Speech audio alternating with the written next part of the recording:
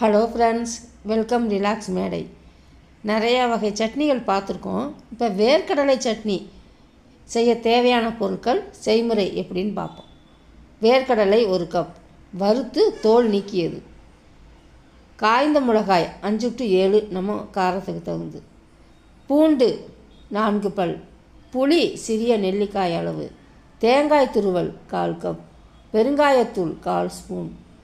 உப்பு தேவைக்கேற்ப. எண்ணெய் 2 ஸ்பூன். கடுகு உளுந்து கறிவேப்பிலை சிறிது.